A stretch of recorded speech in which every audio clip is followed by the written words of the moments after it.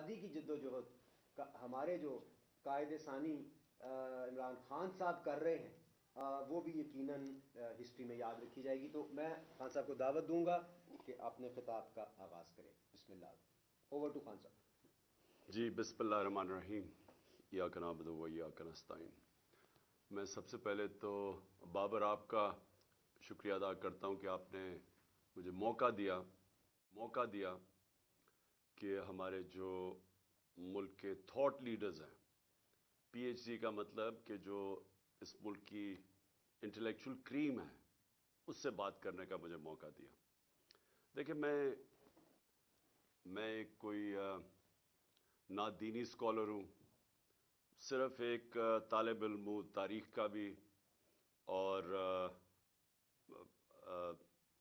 اپنی جو بھی اسلام کی تاریخ میں نے پڑھی ہے، اور اس کے علاوہ جو انٹرنیشنل ریلیشنز ہیں دنیا کا، کیونکہ مجھے موقع ملا کہ دنیا میں مغربی کلچر کو اندر سے دیکھنے کا، اور مجھے کرکٹ کی وجہ سے ساری دنیا دیکھنے کا بھی موقع ملا. تو میں جو اپنا تجزیہ آپ کے سامنے رکھتا ہوں وہ میرے اپنے پرسنل ایکسپیرینسز سے ہے، اور جو میں نے یونیورسٹی میں میری ڈگری تھی وہ بھی پالیٹکس کی تھی. تو میں سب سے پہلے آپ کو جو چیز آپ کے سامنے رکھنا چاہتا ہوں نا وہ یہ کہ دیکھیں جو ہمارے انٹلیکچوئلز، ہمارے علماء، ہمارے اسکالرز، ان کی سب سے بڑی ذمہ داری یہ ہے کہ وہ پاکستان کو جو ایک ساری مسلمان دنیا میں ایک یونیک ملک بنا تھا، جو اسلام کے نام پہ بنا تھا. باقی ملک اور وجہ سے نیشنلسٹ اسٹیٹس تھیں، مثلا ترکی ایونچولی جب عثمانیہ سلطنت ختم ہوئی یا خلافت ختم ہوئی تو ترکی ایک نیشنلزم کے نام پہ کمال اتاترک نے کھڑا کیا تھا. اور اسی طرح سارے جو آپ دنیا میں ملک دیکھتے ہیں وہ نیشنلسٹ ہیں. ہمارا ملک بنا تھا اسلام کے نام پہ، ایک آئیڈیالوجی کے نام پہ، اور دنیا میں صرف 2 ملک بنے ہوئے ہیں آئیڈیالوجی کے نام میں، جس میں پاکستان ایک ہے. اور اس کی بڑی اسپیسیفک آبجیکٹو ریزولوشن میں اس کا ڈیفائن کیا گیا ہے کہ ہمارے فاؤنڈنگ فادرز نے کہ پاکستان کا روڈ میپ کیا ہے، اور وہ انہوں نے ڈیفائن کیا تھا اسلامی فلاحی ریاست. اور اس کا اگر آپ اس کی بھی ڈیپتھ میں چلے جائیں تو وہ اس کو مدینہ کی ریاست، جو سب سے پہلے اسلام کی ریاست سیٹ اپ ہوئی تھی مدینہ میں ہمارے نبی صلی اللہ علیہ وسلم نے، اس کے اوپر وہ دنیا کی پہلی فلاحی ریاست بنی تھی. تو ہم نے جو فاؤنڈنگ پرنسپلز تھے اس کے اوپر بیس کرنا تھا پاکستان.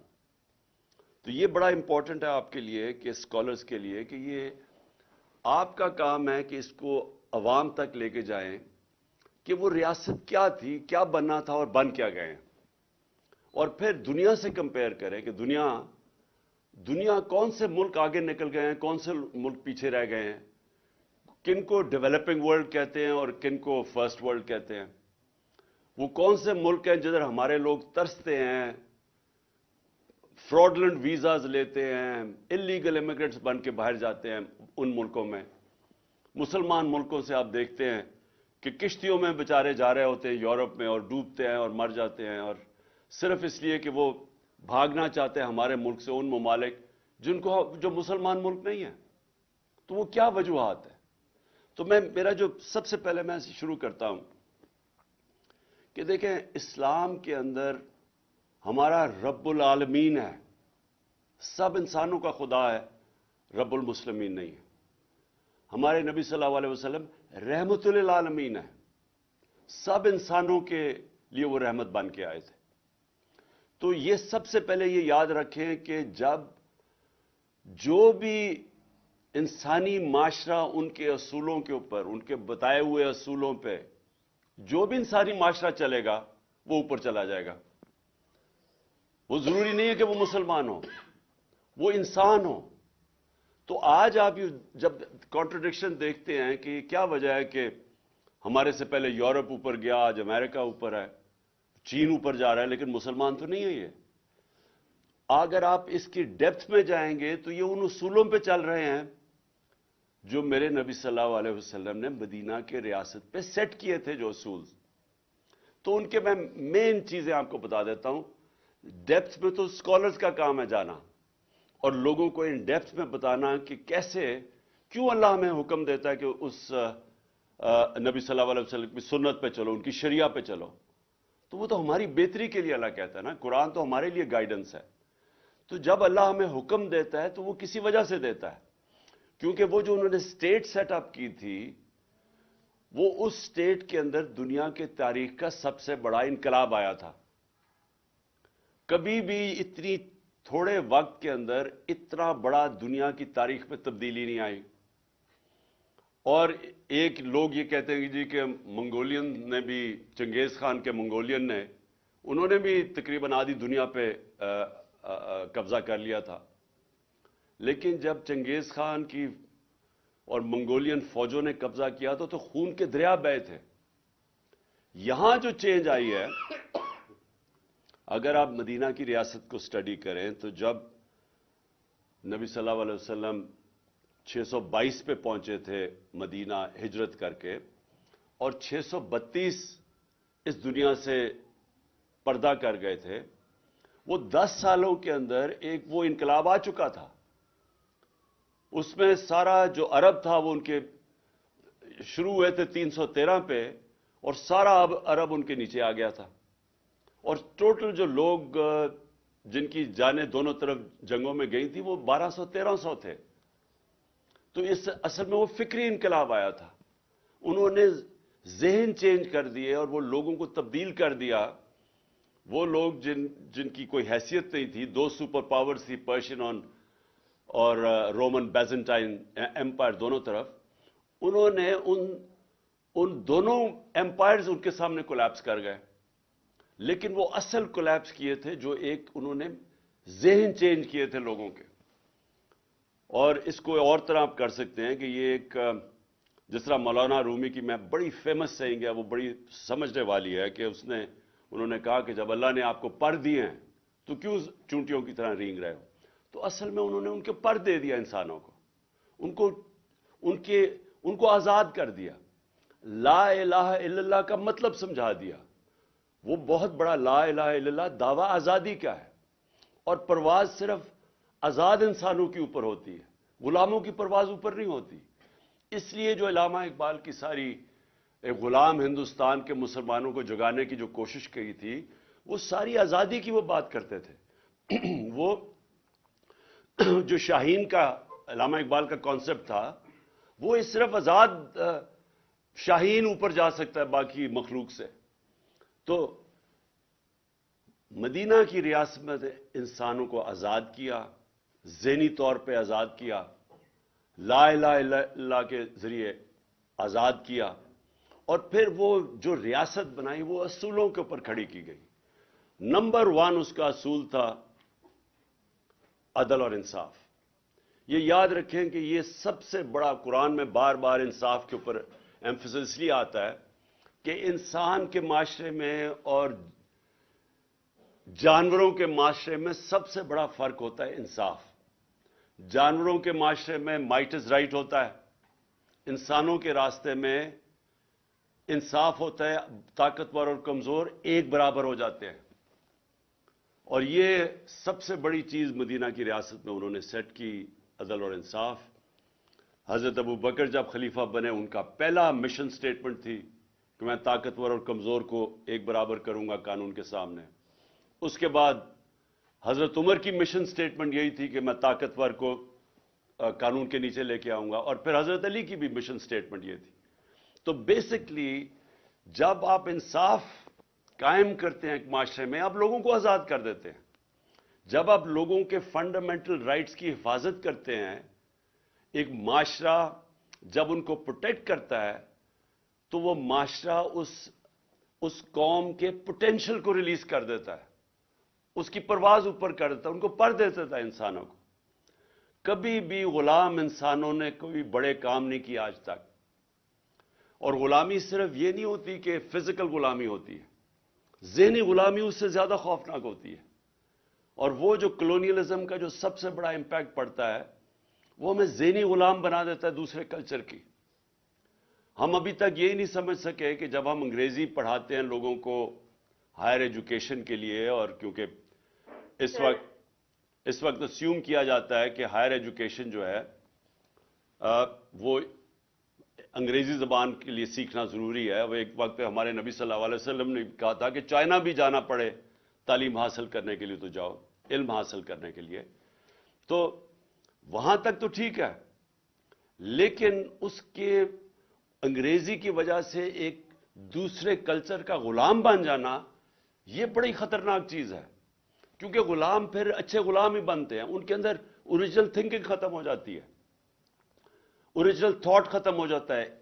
انوویشن، انوینشنز جس کی وجہ سے معاشرے آگے بڑھتے ہیں وہ ختم ہو جاتے ہیں، کیونکہ وہ بس صرف باہر سے نالج کو اڈاپٹ ہی کرتے رہتے ہیں، وہ اپنی پھر نالج پروڈیوس نہیں کرتے.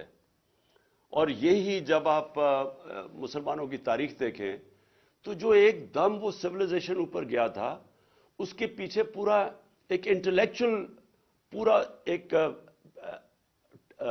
تھنک ٹینکس بنے تھے جو بغداد کے اندر بیت الحکمہ قائم کیا تھا ہارون الرشید نے اور مامون الرشید نے. وہ جو ساری دنیا سے انہوں نے کتابوں کی ٹرانسلیشنز کی تھی وہاں، اس میں بڑے بڑے اسکالرز نکلے تھے. مسلمانوں نے دنیا کے اندر سائنس میں لیڈ کیا تھا، ٹاپ اسکالرز مسلمان تھے. اس کی وجہ تھی کہ ان کی باقاعدہ ایک علم سیکھنے کو انہوں نے ایک سیکرڈ ڈیوٹی بنا دیا کہ آپ اگر عبادت کا درجہ دے دیا تعلیم کی حاصل کرنے کا. اور پھر اوریجنل تھنکنگ آئی جب انہوں نے ٹرانسلیٹ ایرسٹوٹل کے اور گریک اسکالرز کی، انہوں نے جب کتابیں ٹرانسلیٹ کی عربی میں، اور پھر اپنی اس کے اوپر تبصرے کر کے ان کو اس تھاٹ پروسیس کو آگے لے کے گئے. تو اس وقت ہمارا مسئلہ یہ ہے، اور یہ مسلمان دنیا کا، کہ کلونیلزم کی وجہ سے ابھی تک ہم اس ذہنی غلامی سے نہیں نکل سکے. ہم ابھی تک جو انگریزی بہتر بول لیتا ہے اس کو ہم ایک بڑا سٹیٹس دے دیتے ہیں معاشرے میں. ہم یہ ریئلائز نہیں کرتے کہ یہ تو صرف مینز ٹو این اینڈ ہونا چاہیے، یہ تو صرف ایک یہ طریقہ ہونا چاہیے باہر کی نالج ایکوائر کر کے اور پھر اپنا تھاٹ پروسیس ڈیولپ کرنے کا. اور اسی لیے ابھی تک ہم کہ کیا ہونا چاہیے تھا پاکستان کو، ہم یہی نہیں سمجھ سکے کہ اس کی بڑی ایک عظیم خواب تھا، مشن سٹیٹمنٹ تھی، اسلامی فلاحی ریاست، بیسکلی مدینہ کی ریاست کے اصولوں پہ کھڑا ہونا. تو آج اب یہ دیکھ لیں کہ جو نمبر 1 پرنسپل تھا عدل اور انصاف، جس کو اس کو انگریزی میں رول آف لا کہتے ہیں، آج آپ دیکھ لیں کہ مسلمان دنیا کے کیا حالات ہیں رول آف لا کے انڈیکس میں. اور آپ دوسری طرف دیکھ لیں کہ مغربی ریاستیں جو مسلمان نہیں ہیں ان کے رول آف لا کے انڈیکس میں وہ کدھر ہیں. ایک رول آف لا انڈیکس ہے جس میں ٹاپ پہ سوئٹزرلینڈ ہے 99.9%، اور سب سے کم ہے نائجیریا 7% پہ. نائجیریا تیل کے ذخیرے پہ بیٹھا ہوا ہے، غربت کی انتہا ہے وہاں نائجیریا میں. سوئٹزرلینڈ میں کوئی ریسورسز ہی نہیں ہے، لیکن کیونکہ وہاں رول آف لا اور انصاف ہے وہ سب سے خوشحال ملک ہے. یورپین ویسٹرن ملک سب 80 to 90% ہے رول آف لا میں اور خوشحال ہے. اور مسلمان دنیا شاید ہی کوئی مسلمان ملک 20% سے اوپر ہے. اور پاکستان کا حال آپ کے سامنے ہے. یہ جو اب سب کچھ ہو رہا ہے پاکستان میں، یہ جو تماشے ہو رہے ہیں، لوگوں کو پکڑ پکڑ جیلوں میں ڈالنا، کوئی فنڈامنٹل رائٹس کی کوئی حفاظت نہیں کر سکتا. طاقتور جو مرضی کر لے پاکستان میں، وہ چوری کر کے NRO لے لیں. قبضہ گروپ پھر رہے ہیں پاکستان میں. قبضہ گروپ کون ہوتا ہے؟ جو طاقتور کمزور کی زمین پہ قبضہ کرتا ہے. تو یہاں تو کمزور کی حفاظت کرنے کے لیے معاشرے کے اندر جو ہونا چاہیے تھا، پروٹیکٹ کرنا چاہیے تھا عوام کے اور لوگوں کے رائٹس کو، وہ ہے ہی نہیں. کبھی آپ نے سنا ہے یورپ کے اندر کبھی کوئی قبضہ گروپ ہے؟ کبھی سوچا ہے کہ کسی یہ جو پاکستانی، کبھی پوچھے ان سے کبھی کسی کی زمین پہ قبضہ ہوا یا گھر پہ قبضہ ہوا؟ کبھی آپ نے سنا ہے وہاں کے ملک کے طاقتور لوگ جو ملک کی ریسورسز کو چوری کرتے ہیں، جس کو کرپشن کہتے ہیں؟ کرپشن ہوتا ہے جو آپ قوم کے پیسے کو چوری کرتے ہیں. اور جو چوری ہمارے وہ انڈیویجول اس کو چوری کہتے ہیں، ڈاکہ کہتے ہیں، لیکن کرپشن وہ ہوتی ہے جو قوم کے وسائل کو چوری کرتے ہیں۔ کبھی آپ نے سنا ہے کسی مغربی ملک کے اندر کہ بڑے بڑے چوروں کو NRO دیا ہو؟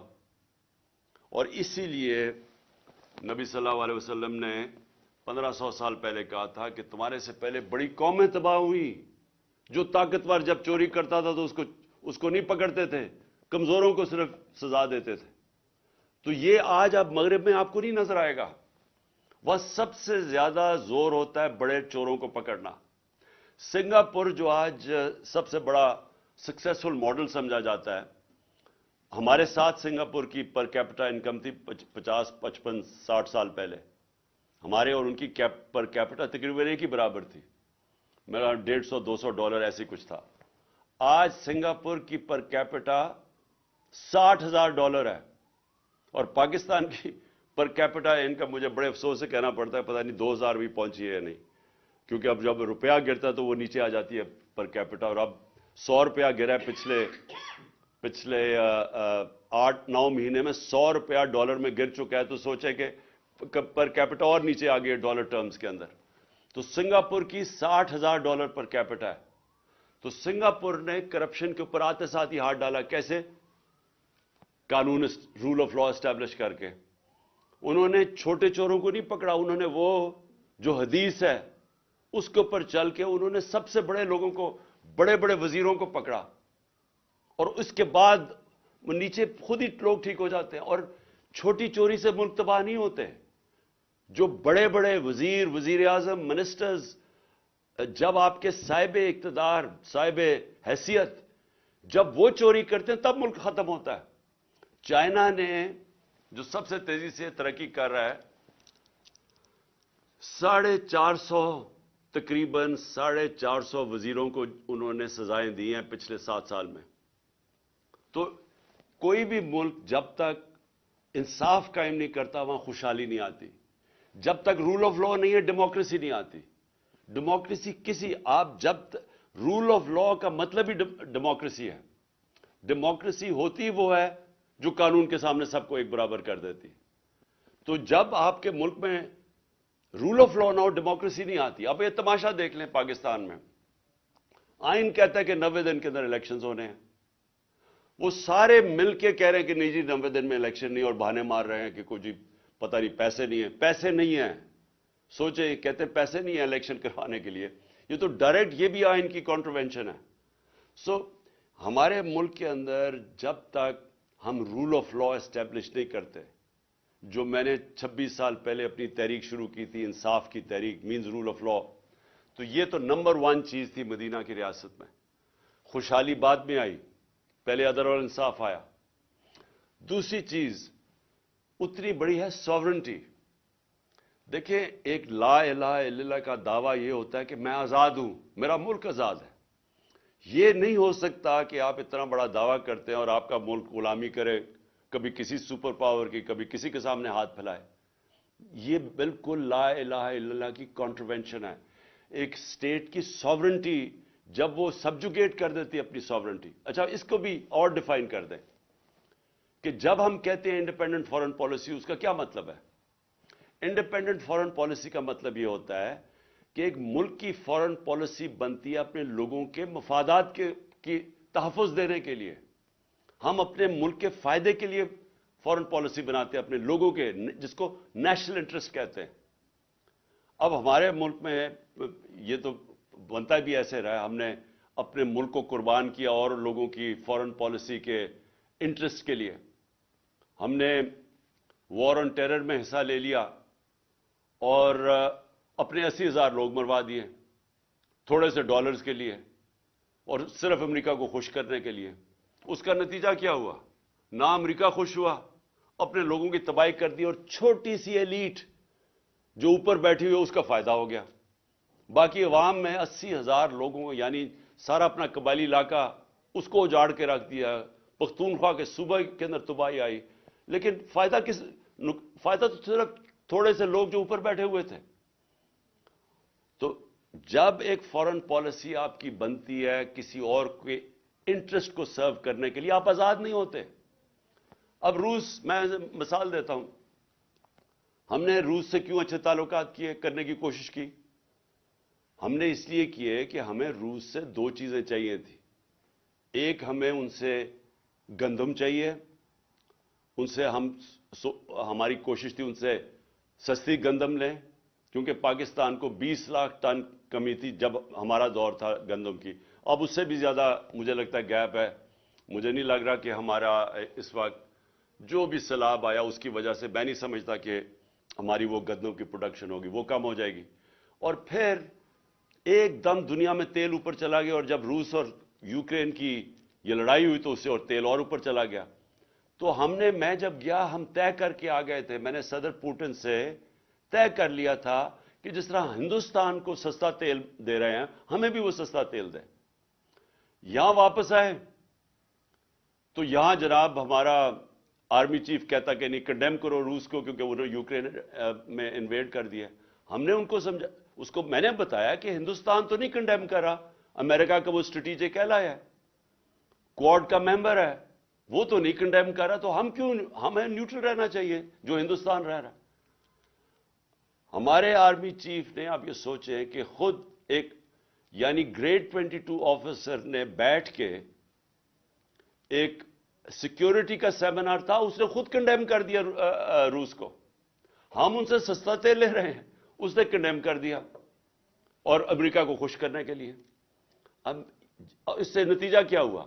ہندوستان کا جو مہنگائی تھی، انفلیشن تھی، وہ کوئی 7.5% تھی. دنیا میں تیل اوپر گیا کیونکہ لڑائی جب ہوتی رہی تھوڑا اور اوپر چلا گیا. ہندوستان کی انفلیشن 7.5% سے 5.5% پہ آ گئی. پاکستان کی انفلیشن 12% تھی، ہماری 12% سے انفلیشن 30% پہ چلی گئی، کیونکہ ہم مہنگا تیل لے رہے تھے، تیل کی قیمت اوپر چلی گئی. اب نقصان کس کو ہوا؟ پاکستانی عوام کو. میں یہ کوئی اپنی ذات کے لیے تو نہیں کہہ رہا تھا، میں تو اپنے لوگوں کے لیے فیصلہ کیا تھا کہ ہمیں سب سے بنانی چاہیے. ہم کسی کی لڑائی میں کیوں پڑے؟ ہمیں انٹرسٹ اپنے لوگوں کا ہونا چاہیے. یہ انڈیپینڈنٹ فارن پالیسی ہوتی ہے. لیکن جب آپ کسی اور کو خوش کرنے کے لیے اپنی فارن پالیسی بناتے ہیں اور اپنے لوگوں کو قربان کرتے ہیں، اس کا نتیجہ یہ ہوتا ہے جو آج پاکستان میں مہنگائی کی لہر ہے اور یہ بڑھتی جا رہی ہے، اور اس کا پریشر، کیونکہ آپ زیادہ پیسے دے رہے ہیں تیل کے لیے، ڈالرز آپ کے جا رہے ہیں، آپ کے ڈالر ریزرو پہ فرق پڑ گیا. آج پاکستان کی تاریخ میں کبھی بھی اتنے کم ڈالر ریزرو نہیں جو آج ہیں، جس کے اثرات اب آپ دیکھ رہے ہیں. تو تیسری چیز ہے، اسٹیٹ کی ذمہ داری ہے اپنے کمزور طبقے کی حفاظت کرنا، جس کو فلاحی ریاست کہتے ہیں. جو علامہ اقبال جب اسپرچل ڈیموکریسی کی بات کرتے تھے، وہ اس کے پیچھے کیا تھا؟ کہ ایک ڈیموکریسی جس میں انسانیت کی قدر ہو، جو ہیومین ہو. اور یہی آج مجھے افسوس سے کہنا پڑتا ہے کہ آپ اسکینڈینیویا چلے جائیں، آپ نے اگر وہ جو سوچ تھی ہمارے نبی صلی اللہ علیہ وسلم کی مدینہ کی ریاست میں جو فلاحی ریاست بنائی تھی، آج اگر آپ نے اس کی مثال دیکھنی ہے تو سویڈن، ڈنمارک اور ناروے چلے جائیں. بہترین قسم کا انسانیت کا وہ نظام ہے، خوشحال لوگ ہیں. میری کنٹینشن یہ ہے کہ جب تک آپ عدل اور انصاف نہیں معاشرے میں رائج کرتے اور ایک فلاحی ریاست انسانیت کا نظام نہیں بناتے، اللہ کی برکت نہیں آتی معاشرے پہ. اور یہی آپ دیکھیں کہ وہاں خوشحال ہیں، آپ کے لوگ ترستے ہیں وہاں جانے کے لیے. اسکینڈینیویا کبھی پوچھیں جو پاکستانی رہتے ہیں وہاں اسکینڈینیویا میں، وہ کتنی تعریف کرتے ہیں، ان کو سمجھ ہے کہ فلاحی ریاست کیا ہوتی ہے. اور ہم نے پوری کوشش کی، ہیلتھ کارڈ لے کے آئے ہم. ہیلتھ کارڈ کا مطلب یہ تھا کہ سارے پاکستان کے خاندانوں کے پاس ہیلتھ انشورنس ہو 10 لاکھ روپے کی، کہ کسی بھی ہسپتال میں جا کے اپنا علاج کروا سکے. یہ اس لیے ضروری تھا کیونکہ ساری ریسرچ بتاتی ہے کہ جب بھی ایک خاندان جو غربت کی لکیر سے اوپر بھی ہے، اس کے اوپر اگر ایک بیماری آتی ہے تو وہ بیماری اور بڑی بیماری، تو اس کے لیے وہ قرضے لے کے وہ غربت کی لکیر کے نیچے چلے جاتے ہیں. یہ غربت کا ایک بہت بڑا وجہ ہے کہ ایک خاندان میں بیماری آ جاتی ہے. تو ہیلتھ کارڈ یہ پروٹیکشن تھی لوگوں کی. اس کی تعریف دنیا میں ہوئی. لانسٹ میڈیکل جرنل ہے دنیا کا, اس نے تعریف کی. انہوں نے کہا کہ ہمارے سے امیر ترین ملکوں کے پاس بھی اس طرح کا یونیورسل ہیلتھ کوریج نہیں ہے جو پاکستان میں ہے. اور افسوس سے کہنا پڑتا ہے کہ یہ گورنمنٹ نے وہ رول بیک کر دیا. اور وہ ایک ایسی چیز تھی کہ صرف یہی نہیں کہ پروٹیکشن تھی ہمارے 50% آبادی سفید پوش کے لیے بھی, کہ وہ کسی بھی یعنی پرائیویٹ ہاسپٹل میں غریب لوگ جا کے اپنے ہارٹ کے اندر سٹینٹس ڈلوا سکتے تھے. پرائیویٹ ہاسپٹلز میں پہلی دفعہ پاکستان کا غریب آدمی جا کے اپنا علاج ہیلتھ کارڈ کی وجہ سے کروا رہا تھا. اور دوسری چیز کہ دیہاتوں کے اندر پہلی دفعہ پرائیویٹ سیکٹر ہاسپٹل بنانے کے لیے جا رہا تھا کیونکہ ہیلتھ کارڈ کی وجہ سے. اب وہ سب کچھ رک گیا. ہمارا جو احساس پروگرام تھا وہ دنیا نے اکنالج کیا. اسٹینفورڈ یونیورسٹی نے اپنی رپورٹ کی احساس پہ, اور انہوں نے کہا کہ یہ پاکستان کے اندر ہیلتھ اور ایجوکیشن کے اوپر یہ جو پیسہ خرچ کر رہے ہیں اور اس کی وجہ سے فلاحی ریاست کی طرف پاکستان جا رہا ہے. تو جو بھی ملکوں کے اندر ظلم ہوتا ہے, جو قدر نہیں کرتے اپنے کمزور طبقے کے, جدھر غریب اور امیر میں فاصلے بڑھتے جاتے ہیں, جدھر غریب کی بنیادی ضروریات پوری نہیں کرتا ایک معاشرہ, میری یہ ایمان ہے کہ ان کے اوپر اللہ کی برکت نہیں آتی. ہمیں یہ کہا جاتا ہے کہ جی پہلا پیسہ آئے گا, پہلے قوم کے اندر پیسہ آئے گا اور پھر ہم اس قوم کے اندر فلاحی ریاست لے کے آئیں گے. میں یہ سمجھتا ہوں کہ یہ بالکل غلط ہے. پہلے آپ فلاحی ریاست لیتے ہیں, عدل اور انصاف قائم کرتے ہیں, پھر قوم میں خوشحالی آتی ہے, جو کہ مدینہ کی ریاست میں ہوا تھا. شروع میں تو بڑے مشکل حالات تھے مسلمانوں کے, لیکن انہوں نے آتے ساتھ ہی فلاحی ریاست اور انہوں نے عدل اور انصاف قائم کیا. اس کے بعد خوشحالی آئی. اور یہی ماڈل پاکستان کو فالو کرنا ہے, کیونکہ اب تک ہم انتظار ہی کرتے رہتے ہیں کہ جی پہلے پیسے آئیں گے اور پھر فلاحی ریاست بنے گی, جو نہ پیسے آتے ہیں اور نہ فلاحی ریاست بنی ہے ابھی تک. لیکن اس سے بھی پہلے عدل اور انصاف سب سے امپورٹنٹ ہے, جس کے لیے یہ جو میری ساری حقیقی آزادی کی تحریک ہے, اس کی بنیاد ہی یہ ہے کہ پاکستان میں ہمیں سب کو مل کے ایک انصاف کے نظام, رول آف لا کے لیے لڑنا چاہیے. کہ جب تک سب طاقتور طبقے قانون کے نیچے نہیں آتے, جب تک قانون طاقتور کو انصاف کے کٹہرے میں نہیں کھڑا کرتا طاقتور مجرموں کو, جب تک ان کو NRO دیتا جائے گا, پاکستان چھوڑیں کسی بھی دنیا کے ملک کا کوئی مستقبل نہیں ہے جدھر طاقتور کے لیے ایک قانون اور کمزور کے لیے دوسرا. میں پھر سے آپ سب کا شکر گزار کرتا ہوں, ابرار آپ کا بھی اور بابر آپ کا بھی, کہ آپ نے مجھے موقع دیا اپنے پاکستان کی انٹلیکچوئل ایلیٹ سے بات چیت کرنے کا. بہت بہت شکریہ.